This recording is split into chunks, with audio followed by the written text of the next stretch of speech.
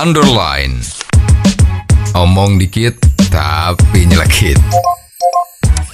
Bersama Om Bob. Temukan di channel YouTube Om Bob Indonesia. Om Bob, gugatan terhadap syarat usia capres dan cawapres ke Mahkamah Konstitusi belakangan ini makin banyak. Ada yang memberikan tanggapan agar MK jangan berpolitik. Bagaimana Om Bob menggarisbawahi masalah ini? Ya, ini memang dinamika bangsa itu ya seperti ini. Ya, zaman dulu sama zaman sekarang beda. Zaman dulu orang dianggap baru bisa berpikiran benar itu kalau sudah umur 50. Ya. Ceritanya kan kalau sudah makan asam garamnya cukup banyak. Yang belum berumur 50 itu dianggap masih ingusan, ya, nggak ngerti apa-apa, ya. Tapi zaman itu sudah berubah, ya. Zaman dulu memang seperti itu, zaman sekarang udah beda. Tapi ya kalau kita melihat napak tilas ke belakang, itu zaman Budi Utomo, zaman penyusunan naskah untuk kemerdekaan Indonesia.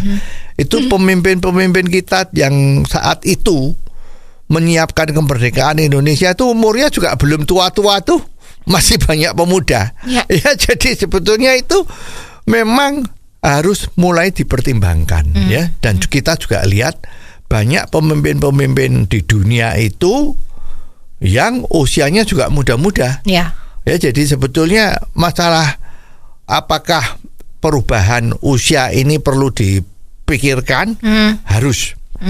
Karena sebetulnya Indonesia kan sudah melakukan juga untuk keanggotaan DPR kan. Nggak ada syarat DPR minimum umurnya 30 itu nggak ada. Itu ada anggota DPR yang umurnya masih di bawah 30 itu banyak. Betul. Karena apa? Ya karena memang kemajuan zaman itu sudah membuat orang cepat dewasa. Ya, jadi kalau memang orangnya itu hebat, ya usianya kecil ya sudah bisa dicalonkan. Seperti sekarang kalau orang mau sekolah itu ada kelas istimewa kan. Yang memang jenius, ya dulu masuk SMA itu umurnya harus 15 tahun. Nah, sekarang ada yang jenius 12 tahun juga boleh masuk. Masuk universitas juga begitu, ada jalur khusus yang memang jenius. Lah anak muda juga harus dikasih kesempatan. Jangan ada anak muda yang jenius, umurnya tuh belum 40, tidak bisa berbuat sesuatu untuk negara dan bangsa. Ini kan yang dirugikan negara dan bangsa. Ya itu. Terus sekarang ada juga yang usul, ya.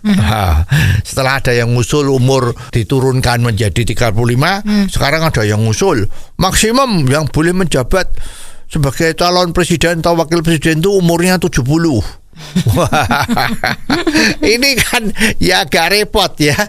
Padahal kalau kita lihat pemimpin-pemimpin dunia, ya kalau kita ingat tuh kemarin Malaysia, tetangga kita serumpun, PM Mahathir itu menjabat lagi menjadi PM tuh usianya 90 tahun.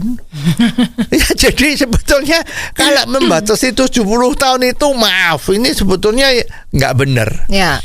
Karena banyak pemimpin-pemimpin dunia itu yang hebat-hebat ya umurnya memang di atas 60, di atas 70. Bahkan sekarang 80. Joe Biden Amerika, negara paling besar di dunia, nomor 1.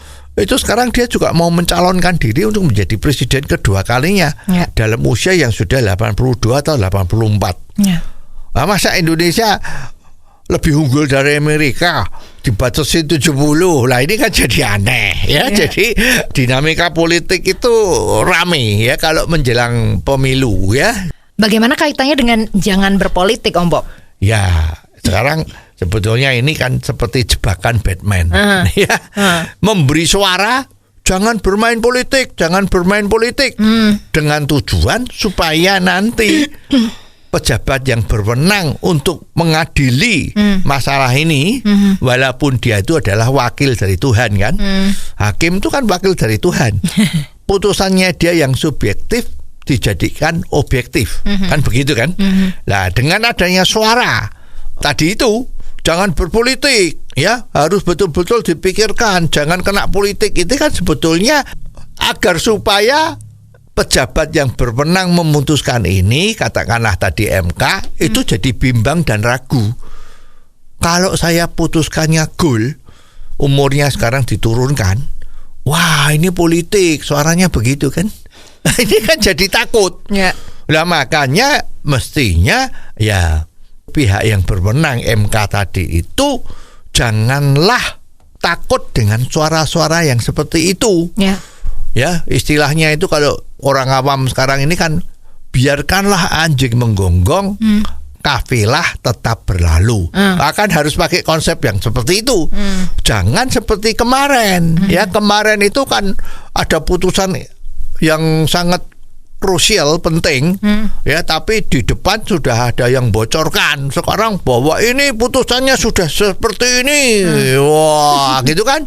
Nah, ternyata ya kalau kita lihat ternyata loh putusannya kok jadi seperti itu. Ya sepertinya takut kalau lah itu memang benar kan ini putusannya ada permainan pat-pat gulipat kong kali kong ya. Jadi sehingga putusannya keluarlah seperti itu. Nah, ini dengan adanya suara-suara jangan politik, jangan-jangan ini juga punya tujuan seperti jebakan Batman tadi itu.